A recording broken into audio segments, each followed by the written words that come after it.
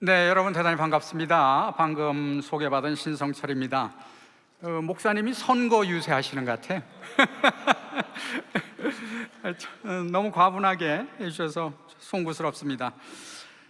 무엇보다 먼저 부족한 저에게 이런 귀한 기회를 허락해 주신 하나님께 감사와 찬양을 드립니다.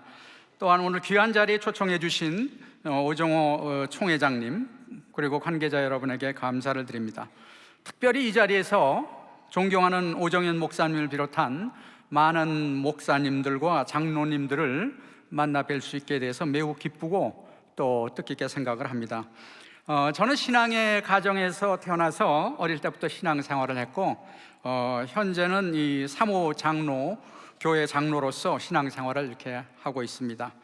한편 지난 40여 년간 이 과학자로서, 교수로서, 총장으로서 봉직을 했고 지금은 대한민국 과학기술 대사로서 그렇게 활동을 하고 있습니다. 오늘 여러분들과 함께 나누고자 하는 강의 내용은 4차 산업혁명으로 인한 문명사적 대변혁기의 메가 트렌드가 어떤지를 설명을 드리고, 거기서 우리 기독교가 어떤 위기를 겪고 있고 이 위기를 기회로 삼기 위해서는 우리가 어떤 대응과 대치를 해야 될 건가에 대한 저의 생각을 같이 공유하고 싶습니다. 오늘 성경 말씀은 신명기 28장 1절에 있는 말씀, 다 같이 우리 합독하도록 하죠. 내가 오늘 내게 명령하는 그의 모든 명령을 지켜 행하면 내 하나님 여호와께서 너를 세계 온 민족 위에 뛰어나게 하실 것이라. 아멘. 이번에는 너를 대신에 대한민국을 하겠습니다. 다 같이 합독하겠습니다. 내가 오늘 내게 명령하는 그의 모든 명령을 지켜 행하면 내 하나님 여호와께서 대한민국을 세계 모든 민족 위에 뛰어나게 하실 것이다. 아멘. 네. 여러분, 목사님이 설교하실 때는 아멘으로 화답해야 된다는 본의 아는 그런 프레셔가 있죠. 저는 평신도기 때문에 아멘에 대한 부담감이 없으셔도 됩니다. 다만 제가 교수로서의 생활을 해서 직업상 가끔 질문을 합니다. 그럼 여러분들은 대답을 해주시면 좋겠습니다. 우리 인류 역사를 잠깐 반추해 보면 18세기까지는 인류의 사회 발전도 그렇게 크지 않았고 인구도 그렇게 증가를 하지 않았습니다. 그러다가 18세기 중반부터 인류 사회가 급격히 발전을 하고 더불어서 인구가 폭발적으로 증가를 했습니다. 이와 같이 인류 역사의 궤도가 바뀐 것은 3번에 걸친 3차 혁명 때문이라는 것을 많은 역사가들이 얘기를 하고 있습니다. 18세기의 1차 산업혁명은 제임스 와트가 증기기관을 발명을 하면서 촉발이 돼서 인류 사회에 기계화 혁명을 가져왔습니다. 19세기의 2차 산업혁명은 마이클 파라데이라는 과학자가 전기를 발명을 하면서 대량 생산을 가져왔고, 20세기의 3차 산업혁명은 컴퓨터와 인터넷이 발명이 되면서 디지털 사회를 가져왔습니다. 여기 1차, 2차, 3차 산업혁명은 그 산업혁명이 일어나고 나서 인류 사회에 어떤 영향을 미치나를 보고 아놀드 토인비 같은 역사학자들이 명명을 한 거죠. 그런데 21세기에 들어서면서 세계 경제 포럼의 클라우스 슈밥 회장이 언론에 많이 나온 소위 다보스 포럼에서 2016년에 4차 산업혁명의 화두를 던지고, 이 4차 산업혁명으로 인해서 그 혁명의 폭과 깊이와 속도가 역사상 전대미문일 것이라는 그런 예측을 하면서 대변혁 시대를 예고를 했습니다. 이분의 예측에 맞게 우리가 지금 대변혁 시대를 살아가고 있죠. 이 대변혁 시대의 메가 트렌드, 큰 흐름을 우리가 3가지 키워드로 정리를 할 수가 있습니다. 첫 번째는 초연결입니다. 이제 전 세계 인류는 스마트폰이나 인터넷으로 연결이 되어 있습니다. 우리가 전 세계 인구의 한 3분의 2에 해당되는 52억 명의 인구가 연결이 되어 있죠. 한국 사람들은 뭐든지 빨리빨리죠.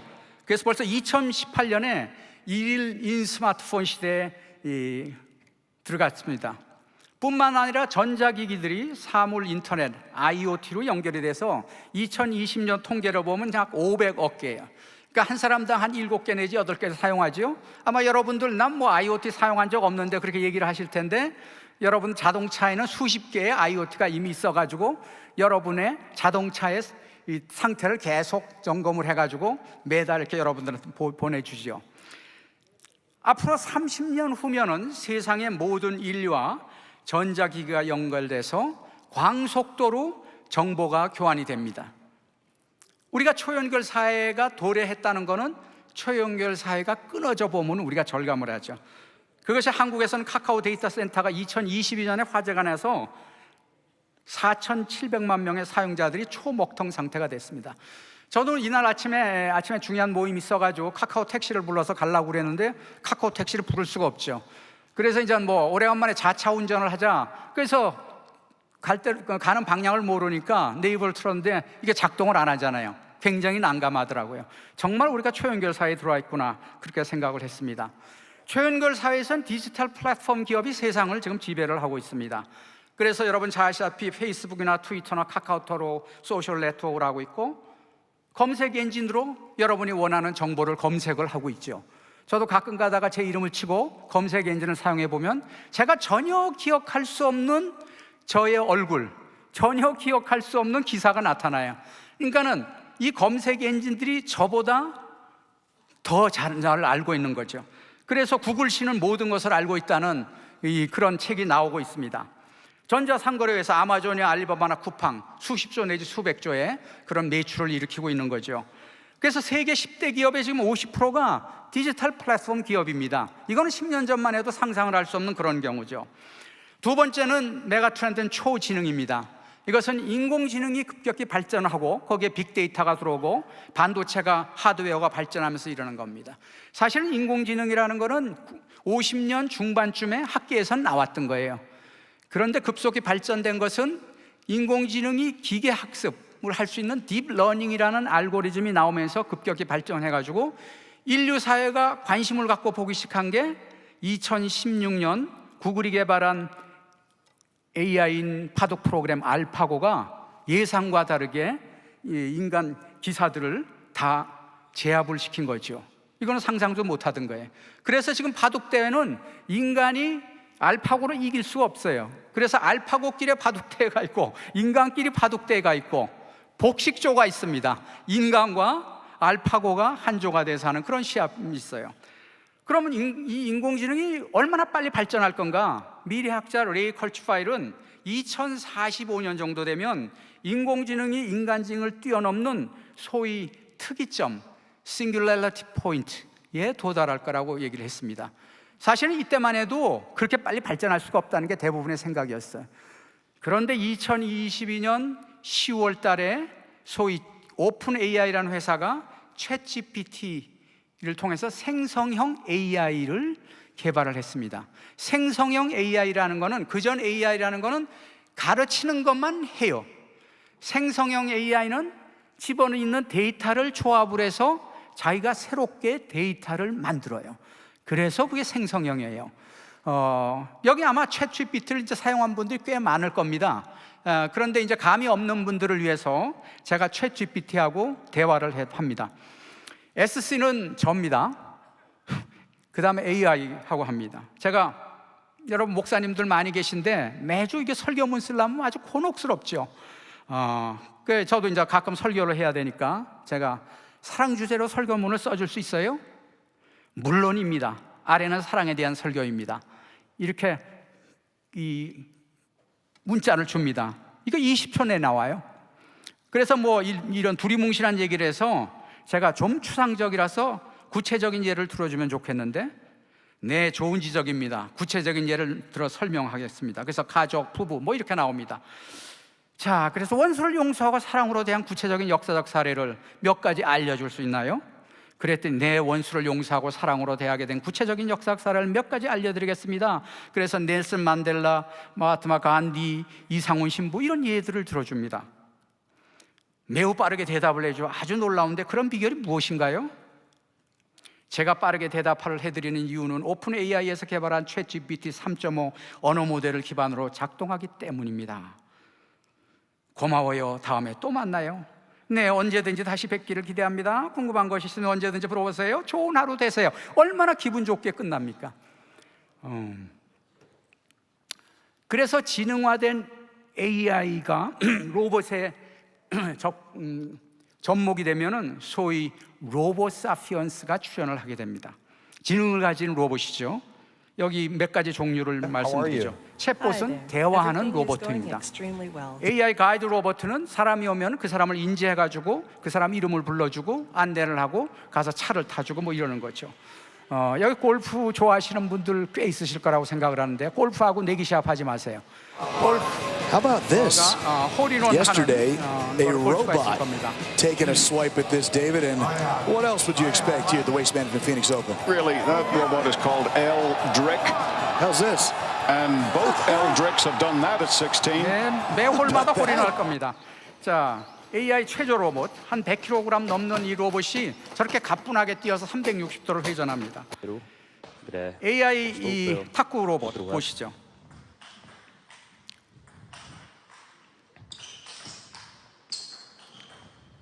얼마나 인간이 허무하게 지나보세요. 여기 여자분은 별로 안 계신데 요리하기 싫죠. 요리 5,000개의 요리 메뉴를 요리할 수 있는 이 요리 로봇가 나왔습니다. 부인들을 위해서 사주시면 좋을 것 같아요. 조금 비쌉니다. 3억 원입니다. 지난주에 나온 AI 생성형 AI가 아주 굉장히 사람들을 놀라게 했어요. 그건 뭐냐면은 스마트폰으로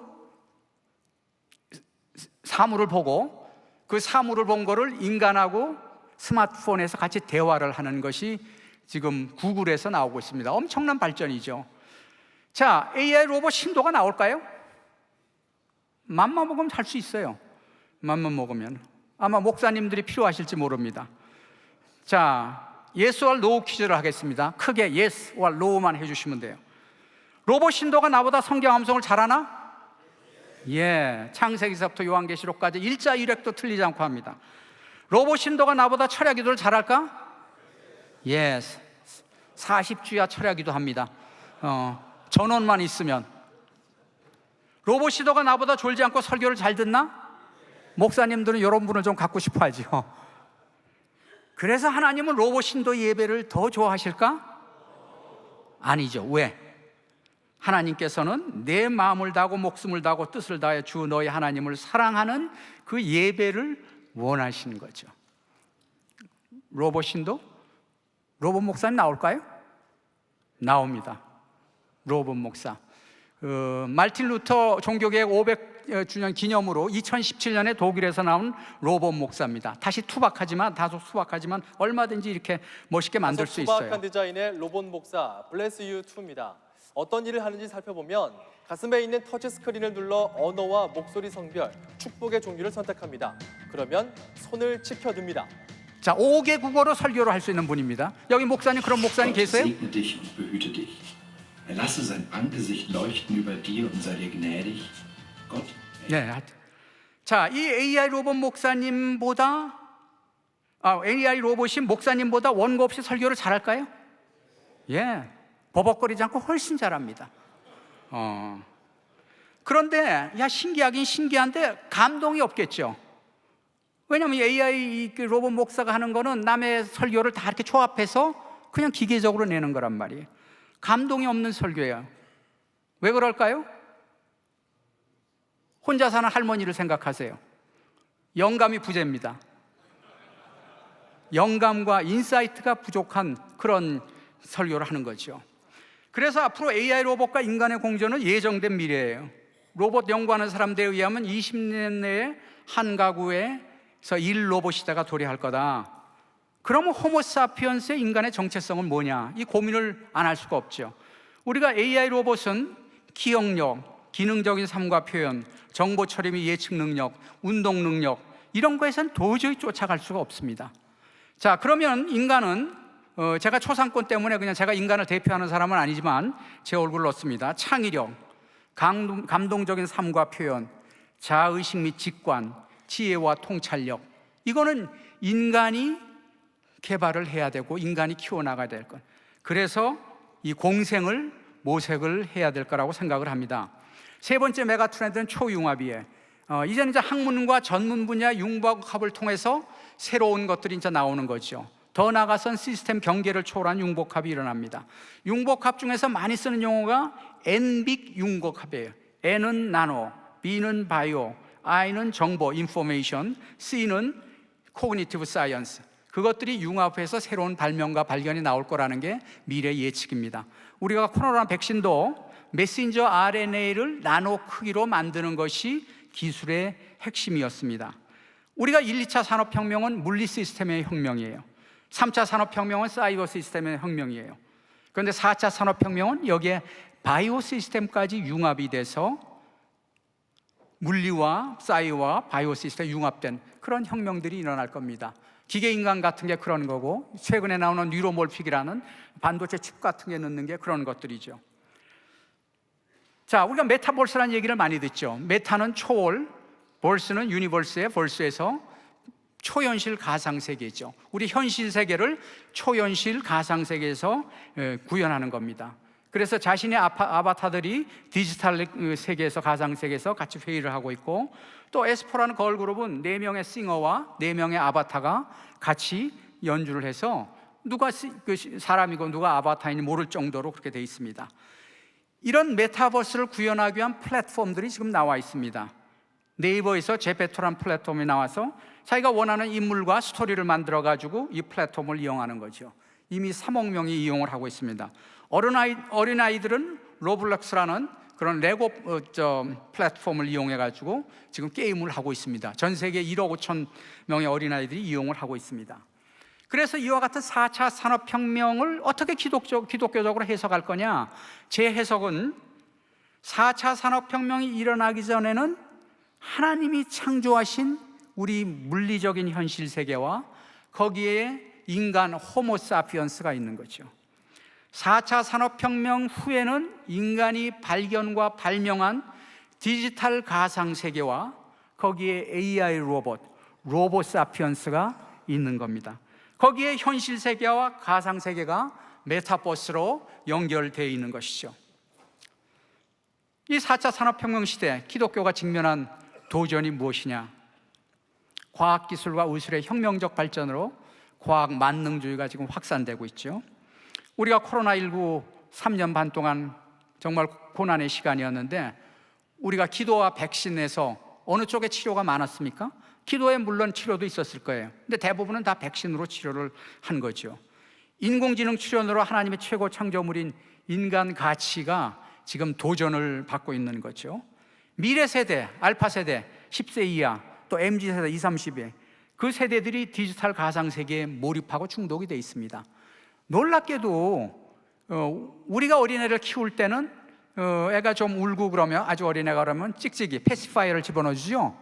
요새는 1살 지나면은 벌써 울기 시작하면은 스마트폰을 틀어줘요. 그럼 1시간을 그냥 갑니다. 그러니까 완전히 다른 세대들이죠. 그래서 신앙의 가치를 깨닫지 못하고 교회의 흥미를 잃어버립니다. 선진국에서는 이미 시작된 교회 쇠퇴가 가속화되고 있습니다. 이 메시지 아마 위기를 받으실 거예요. 위기를 지혜롭게 대응하지 못하면 교회는 유물이 될 것이다. 신 총장 너무 세게 얘기하는 거 아니에요? 유럽은 이미 그렇게 하고 있죠. 이제 유럽은 기독교 국가가 아니에요. 자, 유럽 보면은 이 평균 18%가 기독교인입니다. 46%는 하나님은 믿지만 교회를 안 나가는 가난한 신자입니다. 24%는 종교에 관심 없는 거예요. 그러니까 70%가 이제는 이 신앙생활을 안 하는 거죠. 그래서 그렇게 교회 가보면은 목사님 한 분과 신자 하나가 큰 교회에 있는 거를 볼 수 있죠. 교회가 이제 운영이 힘드니까 교회가 매도돼서 술집으로 이용되고, 또 천장이 높으면은 서커스단으로 이용이 됩니다. 미국의 개신교도 쇠퇴 징조가 있습니다. 2007년부터 2021년까지 데이터인데 매년 1%씩 교회 신도가 줄어들고 있습니다. 반면에 1%씩 무종교인이 늘어나는 거죠.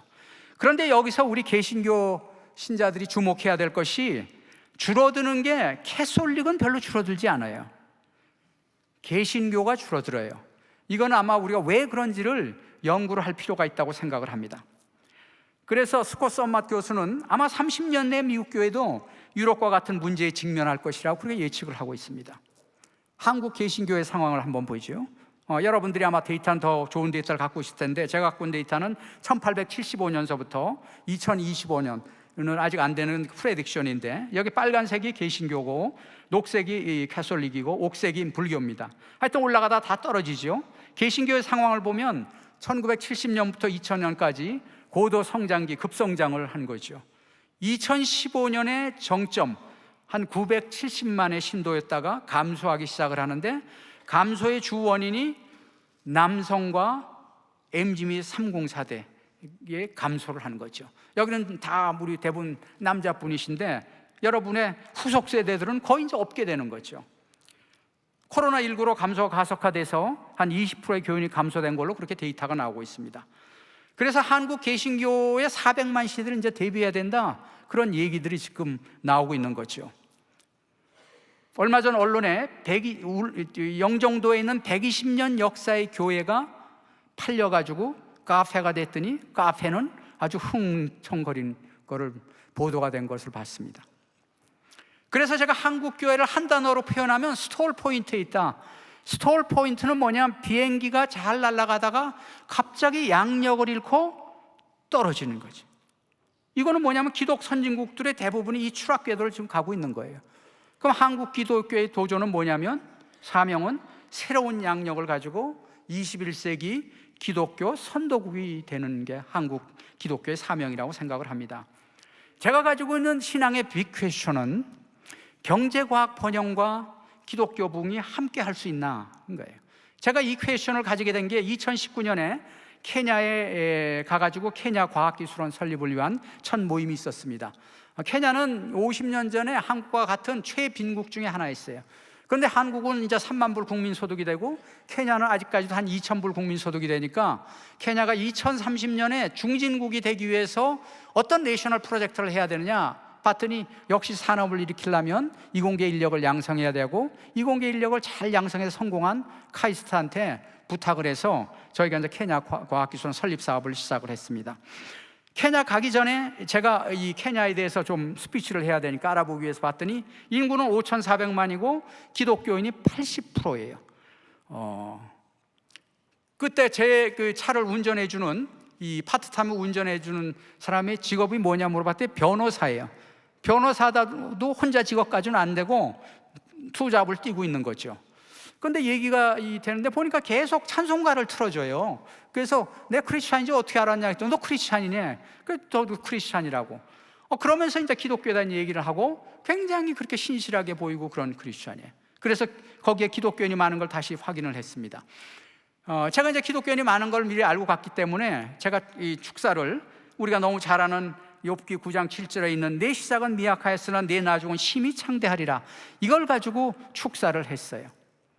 그날 저녁 때 돌아와서 제 고민이, 야, 이 사람들이 정말 힘이 창대해지면은 유럽 나라같이 경제과학이 번영을 하고 기독교가 쇠퇴하면 어떻게 될까? 그냥 경제과학은 빈곤하지만 기독교가 부흥하는 게 낫지 않을까? 만약 여러분한테 둘 중에 하나 선택을 하려면 뭘 선택을 하시겠어요? 예? 아마 반반 정도 나눠질 것 같아. 여러분들 50년 전으로 돌아가라면 돌아가시겠어요? 못 돌아가죠. 저는 여기에 한국 교회에 새로운 사명이 있다고 생각을 해요. 그게 뭐냐면 선진국에서 기독교가 부흥하는 국가의 롤 모델이 되는 거예요. 이거는 아멘 하셔야 돼요. 아멘. 왜냐하면 박수 좀 치세요. 네. 그렇지 못하면 기독교는 가난한 개발도상국의 종교로만 존재를 해요. 종교인과 많은 다른 나라들 보세요. 대부분 다 가난해요. 그래서 이게 난 한국 기독교의 사명이라고 이렇게 생각을 합니다. 그래서 이제 저 나름대로 고민하는 게 한국 기독교의 대응과 준비를 어떻게 해야 하는가. 제가 고민한 거를 시간 관계상 오늘 3가지만 말씀드리려고 합니다. 제가 과학자이기 때문에 이거를 먼저 말씀드리고 싶어요. 과학 발전이 하나님의 축복이라는 생각을 가지는 게 참 중요하다는 생각을 합니다. 이성적인 과학이 발전하면서 영성의 신앙과 충돌할 때가 있죠. 그래서 그게 마치 성경 권위를 도전한다고 생각하는 경향들이 있습니다. 역사적인 큰 사례 중에 하나가 천동설과 지동설입니다. 여러분 잘 아시지만 성경은 세상이 움직이고 지구는 가만히 있고, 그래서 천동설을 백그라운드에서 쓴 성경이죠. 그렇죠? 그런데 이제 근대 천문학이 이제 발전하면서 여러 사람들이 이 실험적으로 보면서 갈릴레오 갈릴레이가 아니야, 지동이야, 지동. 지구가 움직이는 거야. 그런데 그때 지동설을 얘기하면 그건 불경제죠. 그냥 사형으로 가는 겁니다. 그래서 1633년에 그 유명한 종교 재판이 열렸어요. 그래서 결과는 갈릴레오를 죽일 수는 없고 너무 명성이 있으니까 지동설을 얘기 안 하고 간에 연금하는 조건으로 살려줬습니다. 그때 갈릴레오가 나가면서 하는 유명한 말이 그래도 지구는 돈다, 그러면서 가지고죠. 자, 지구에서 본 달이죠. 지구에서 본 해돋입니다. 지구에서 보면 달이 움직이고 해가 움직입니다. 우리가 이제 인공위성을 만들어서 달에 가기 시작했습니다. 달에서 본 지구예요. 아폴로 8호가 찍은 떠 있는 게 지구입니다. 밑에 있는 게 달이고, 우리나라도 2022년 12월에 달 탐사선 다누리호를 가지고 가서 촬영을 한 거예요. 다누리호가 한 달 동안 촬영한 달의 모습이 아니고 지구의 모습이에요. 이 사진 충격적이지 않으세요? 응? 초생지구, 포름지구, 하연지구, 그거예요. 달 같은 지구예요. 그죠? 과학은 창조의 섭리를 탐구하고 활용하는 겁니다. 우리가 창세기 1장 1절에 태초에 하나님이 천지를 창조하시느라, 그런 창조의 고백이 있습니다. 이 창조의 고백을 과학자들은 구체적으로 거기에 어떤 질서와 법칙이 있는가를 연구하는 사람들이에요. 제가 여러분들한테 물리학 강의를 하고 싶은 생각은 전혀 없지만, 여러분들이 고등학교 물리를 배우셨으니까 자연에 존재하는 힘이 어떤 힘이 있느냐, 과학자들이 4가지 힘이 있다는 걸 발견을 했어요. 거대 물질에선 만류인력이 있고, 전기를 띈 거에서는 전기력이 있고, 입자가 작아지면 양력과 강력이 있다는 것을 발견을 했습니다. 질서를 발견한 거예요. 많은 힘들이 있지만 4가지 힘이 있다는 질서를 발견한 거예요. 한 가지 딱 수식만 보여주면, 만류인력은 이 두 질량의 곱에 비례하고 거리 제곱에 반비례한다. 고등학교 때 다 배우셨죠? 자, 만류인력 내에 오면은 빨간 거를 우리 지구로 생각을 하고 작은 거를 달이라고 생각을 하면, 지구에서 보면 달이 돌고 달에서 보면 지구가 돌지요. 자, 제가 여러분들한테 질문하겠습니다. 천동설이 맞습니까? 지동설이 맞습니까? 둘 다 맞아요. 이제 묻는 건 우문이에요. 지구에서 보면 천동설이고 달에서 보면 지동설이에요. 세상 창조에 대한 천문학의 발견은, 우리 지구는 우리가 비행기를 타고 가면은 거의 24시간이 걸리는 그런 먼 거리지만 빛이 가기 시작하면 0.04초의 거리밖에 안 됩니다. 우리 지구는 은하계의 1000억 개의 별 중에 하나이고, 우리 은하계는 우주에 있는 1000억 개의 은하 중에 하나입니다. 그러니까 우리가 우주에서 보면은 이거는 전보다 못한 그런 거예요. 거기에 하나님이 특별한 관심을 가지고 사랑하시고 구원하시고 축복하시는 거죠. 그래서 이 천문학이 영원부터 만물을 창조하신 하나님 속에 감춰졌던 비밀의 경륜, 이 어떤가를 드러내게 하시는 거라는 거죠. 의학 발전은 저는 하나님의 치유의 은총이라고 생각을 합니다. 우리가 예수님 당시 또 초대교회 제자들 질병 치유는 다 안수기도로 했죠. 안수로서 안진뱅이를 세우고 소경을 눈뜨게 했습니다.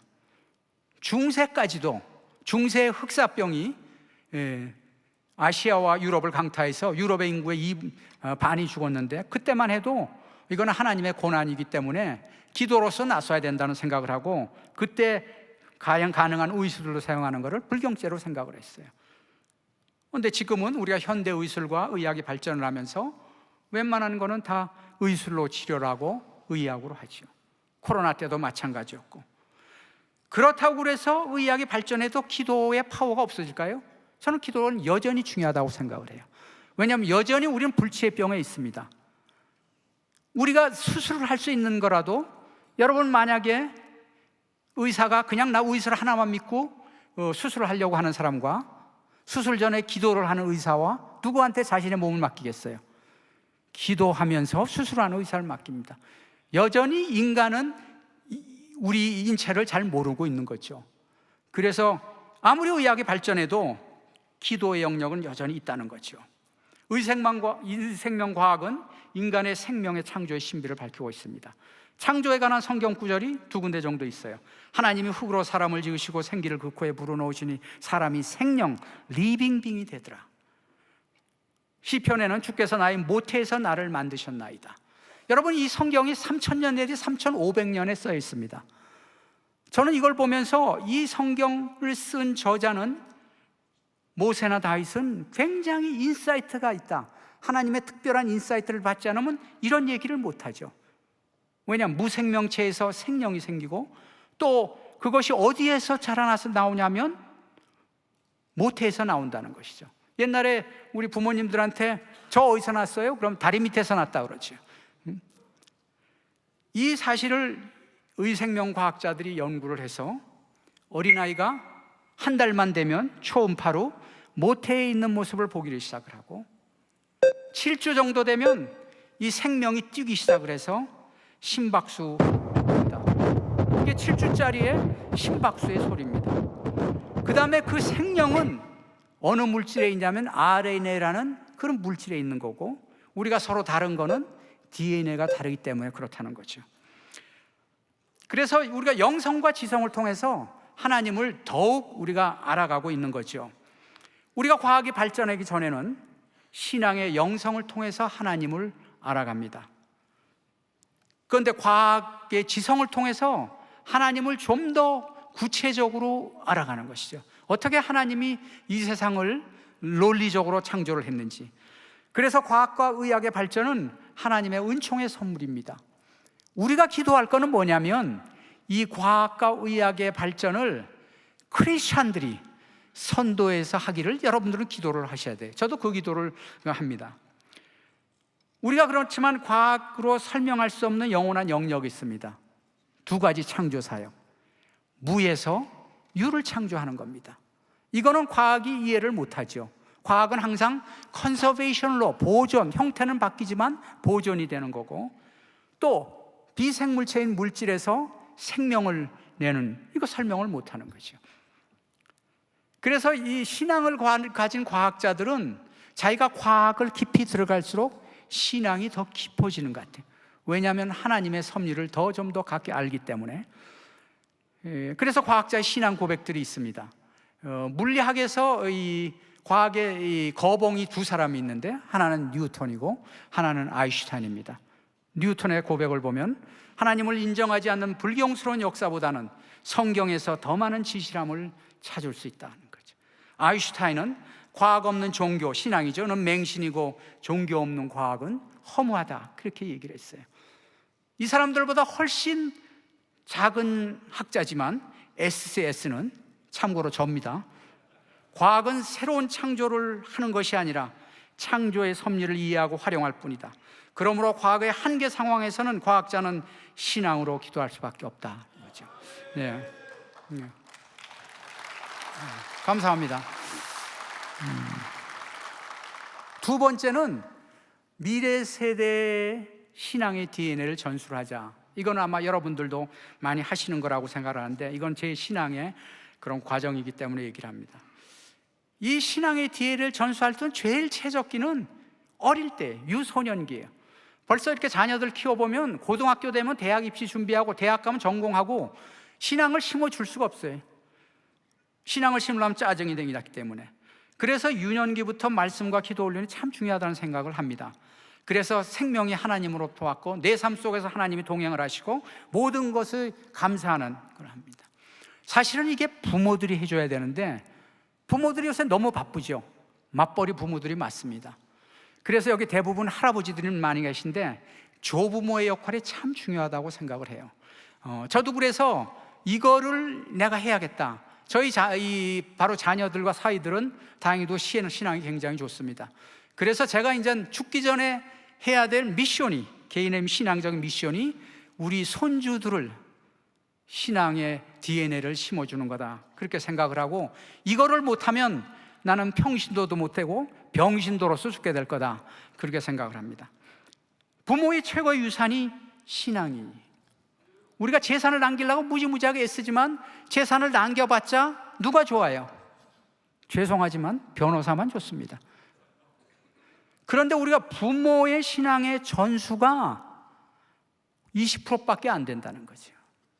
그러니까 대부분은 신앙의 전수를 지금 못하고 밖에서만 열심히 전도하려고 그러는 거죠. 그리고 부모가 자녀를 위한 최고의 지원은 벌써 이제 고등학교 정도 되기 시작하면 무슨 얘기를 못하고 기도를 밖에 해줄 수밖에 없어요. 하나님의 영을 그에게 충분하게 하여 지혜와 총명과 지식과 재주를 채워주십시오. 이 네 가지만 있으면 뭘 하더라도 잘 될 것 같지 않습니까? 리더가 될 수 있는 거죠. 그래서 저는 이 미래 세대 신앙의 DNA를 전수하는 게 한국 기독교의 명운이 달려있다고 그렇게 생각을 합니다. 다음 MZ세대. MZ세대가 지금 한테 우리 자존감을 고양해 주는 게 굉장히 중요합니다. 이제는 이들에게 한국을 뛰어넘어서 글로벌 비전을 심어주는 게 참 중요합니다. 사랑의 교회도 보니까 이 글로벌 비전을 굉장히 강조를 하시는 것 같은데, 지금 한국이 OECD 국가 중에서 MZ세대 자살률이 1위예요. 3포 세대입니다. 연애를 포기하고 결혼을 포기하고 자식 낳기를 포기합니다. 우리가 여기 어르신들 많이 계시지만 우리가 70년 전에 그런 어려운 세대에서부터 우리가 기적을 이루었습니다. 외국 기자가 이런 표현을 썼죠. 기적을 이룬 나라인데 그런데 행복을 이룬 나라다. 우리가 70년 전 희망이 없던 최빈국이, 이 상황을 본 외국 사람들은 한국이 1세기 내에 재건되는 건 불가능하다 그랬어요. 근데 지금 어떻게 됐습니까? 2021년 유엔 무역개발회의에서 개발회의 창설 이후에 57년 만에 최초로 개도국이 선진국으로 격상된 유일한 한국의 나라입니다. 지금 한국 전 세계로 K-팝, K-드라마, K-무비, K-푸드. 제 K-푸드 하면은 제가 80년대 유학할 때 그 생각이 나요. 80년대 대개 한국 교회들이 굉장히 어려웠기 때문에 미국 교회를 빌려 쓰잖아요. 미국 교회에 빌려주는 조건이 절대 한국 음식을 먹지 말라. 냄새가 역겨워서 우린 참지 못한다. 그렇게 얘기를 하죠. 그런데 여러분, 냉동 김밥이 팔려요. 우리 냉동 김밥 먹지도 않잖아요. 미국에서 냉동 김밥을 먹고 있습니다. 그런 정도로 지금 한국이 관심이 있는 거죠. 2022년 세계에서 가장 영향력 있는 국가 6위로 US 뉴스 앤 월드 리포트. 이거는 그 나라의 경제력, 군사력, 문화력 이런 것들을 종합한 겁니다. 앞에 미국, 중국, 러시아, 독일, 영국, 그 다음에 한국이에요. 그 다음에 이탈리아, 그 다음에 일본. 일본을 앞지르는 걸 너무나 좋아하더라고요. 또 우리가 복음의 수혜국에서 복음 전파국으로 전환해서 160개국에 2200명의 선교사를 지금 파송을 이렇게 하고 있습니다. 그러니까 이런 거로 보면 굉장히 우리가 자존감을 가져야 될 거고 키워줘야 될 거예요. 그래서 우리가 글로벌 비전 성취를 위해서 MZ세대한테 시대 정신을 부여하는 게 굉장히 중요할 것 같아요. 반세기 전에 우리 시대 정신은 헝그리 정신이었어요. 배고픔 정신이었죠. 근데 어떤 시대 정신을 풀어줄 건가? 제가 고민을 하면서 세 가지 시대 정신을 풀어주면 좋겠다는 생각을 했습니다. 첫 번째는 도전 정신, 챌린지 스피릿입니다. 4차 산업혁명은 아무도 가보지 않은 미래예요. 소위 뷰카 시대라고 그래요.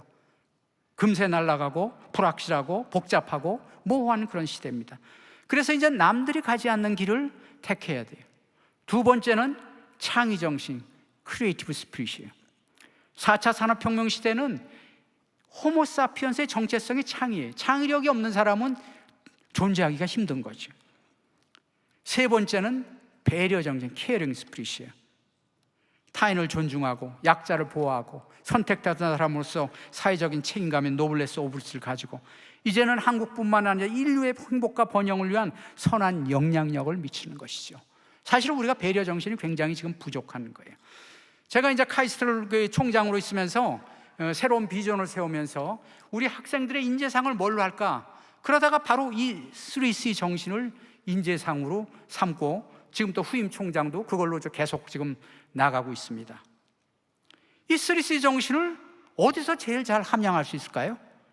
도전과 창의와 배려와 이 정신을 어디서 제일 잘 함양할 수 있을까요? 바로 기독교 신앙입니다. 교회입니다. 도전 정신, 챌린지 스피릿. 우리 성경에는 수없는 도전 정신을 가르쳐주고 있죠. 그래서 불가능 속에서 가능을 보게 합니다. 불가능이 뭐야? 임파서블이에요. 거기에 성경은 어포스트로피 하나 붙여가지고 I am possible로 가르쳐주는 거죠. 빌립보서 4장 13절에는 내게 능력 주시는 자 안에서 내가 모든 것을 할 수 있느니라. 바울 선생도 그렇게 가르쳐준 거죠. 창의 정신은 하나님이 창조주예요. 창의 정신은 하나님부터 배워야죠. 배려 정신은 예수님이 배려의 표상이죠. 가난한 자와 약자와 이웃을 관심, 그 배려의 정신이에요. 그래서 인공지능 시대 이 3C 정신을 갖고 있으면 신앙인은 저는 귀인이 될 거라고 그렇게 생각을 합니다. 세 번째는 하이브리드 교회를 지향을 해야 된다. 그래서 전통적인 대면 교회와 비대면 이 디지털 가상 교회가 합쳐진 그런 거죠. 하나님께서는 축복뿐만 아니라 인류 사회에 고난을 많이 주십니다.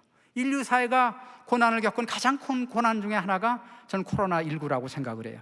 그래서 많은 사람들이 앞으로 역사는 이 비포 코로나와 BC와 애프터 코로나, 애프터 AC로 그렇게 할 거라고 얘기할 정도로 그런 고난이었습니다. 그런데 하나님이 고난을 주실 때는 항상 하나님의 그 메시지가 있는 것 같아요. 예레미야서 보면 너를 향한 나의 생각을 내가 아나니 평안이요 재앙이 아니라 너에게 미래와 희망을 주는 것이니라. 코로나19가 어떤 미래를 우리한테 계시하고 계실까요? 제가 발견한 하나는 디지털 가상세계를 대비하라 이거라고 생각을 합니다. 미래 세대는 디지털 네이티브예요. 디지털 원주민이에요. 어릴 때부터 완전히 디지털에 익숙해 있는 거죠. 그래서 가상세계에서 신앙교육이 참 중요합니다. 지금 어린애들 수없이 이 디지털 콘텐츠를 보고 있는데 기독교 디지털은 그렇게 많지가 않아요. 그래서 기독교 디지털 콘텐츠 개발이 좀 시급하다고 생각을 합니다. 이제 선교는 물리세계에서뿐만 아니라 디지털 가상세계로 확장을 해야 된다. 52억 명의 인터넷, 52억 명의 스마트폰 사용자, 20억 명의 유튜브 이용자 이들을 상대로 한 우리가 선교를 해야 됩니다. 우리가 이 그레이트 미션이 성령이 너에게 임하시면 너희가 권능을 받고 예루살렘과 온 유대와 사마리아 땅끝까지 이르러 내 증인이 되리라 하시니라. 21세기의 땅끝은 지형적인 땅끝만 아니라 사이버 세계, 그것까지 우리가 생각을 해야 되죠. 그래서 스마트 선교가 굉장히 중요한 시대가 온 겁니다. 그래서 아까 얘기한 메타버스를 도입해서 설교와 주일학교 교육에 활용하면 좋을 것 같아요. 우리 성경의 역사는 2000년, 3000년 전의 역사예요. 그거를 그냥 아무 이런 동영상이나 없이 이렇게 할 때 아이들한테 얼마나 어필할까를 생각해 보면 별로 어필을 안 하죠. 그거를 우리가 메타버스를 구현해가지고 하면은 이 시공을 초월한 체험과 몰입을 할 수 있을 거라고 생각을 합니다. 다행히도 하나님께서 우리를 축복해 주셔서 ICT 및 인프라의 최강국입니다. 이것을 우리가 잘 활용하면 좋을 것 같아요. 근데 이거는 한 교회가 하기는 굉장히 힘든 거고 이게 범교회적으로, 범교단적으로 협력이 필요합니다. 총회장님께도 여기 계시니까 이렇게 범교회적으로 이렇게 하시면 또 다른 교단과 같이 협력을 해서 이걸 빨리 하면 좋을 것 같다는 생각이 듭니다. 이제 제 강의의 결론을 맺고자 합니다. 우리 여러 가지 기운으로 볼 때 21세기 한국에 새로운 기회가 오고 있다, 그렇게 느끼지 않습니까? 예, 저는 그렇게 느껴요. 우리가 신앙적인 눈으로 세계 역사를 보면 하나님은 시대마다 특별한 민족과 국가를 택해서 역사를 이루어 가시는 것 같아요. 기원전에는 이스라엘 민족을 택하셨죠. 기원 5세기까지는 이탈리아 같은 남유럽 국가를 택하셨습니다.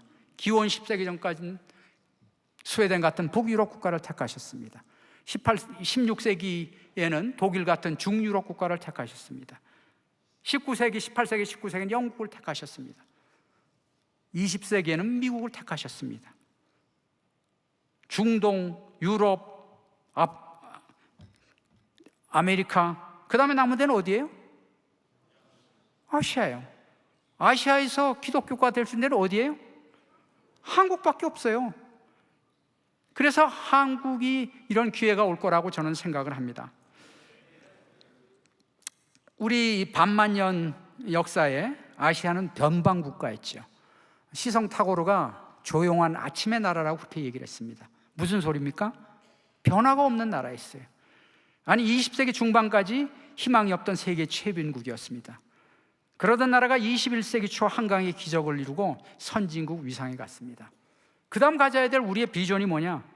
여러 가지로 표현할 수 있지만 우리가 글로벌 선도국, 글로벌 복음의 선도국, 글로벌 경제의 선도국, 글로벌 과학의 선도국. 저는 이제 과학자로 특별히 과학의 선도국에 많이 관심을 가지고 있죠. 우리가 이걸 어떻게 이룰 거냐? 그건 하나님의 약속의 말씀을 믿는 거죠. 내가 오늘 내게 명령하는 그의 모든 명령을 지켜 행하면 내 하나님 여호와께서 너를 세계 모든 민족 위에 뛰어나게 하실 것이란 이 말씀을 믿고 신앙의 반석 위에서 도전과 창의와 배려의 정신을 우리 후손들에게 물려주면 우리나라는 21세기에 글로벌 선도국이 될 거라는 비전을 여러분과 함께 공유하면서 제 강연을 마치겠습니다. 감사합니다.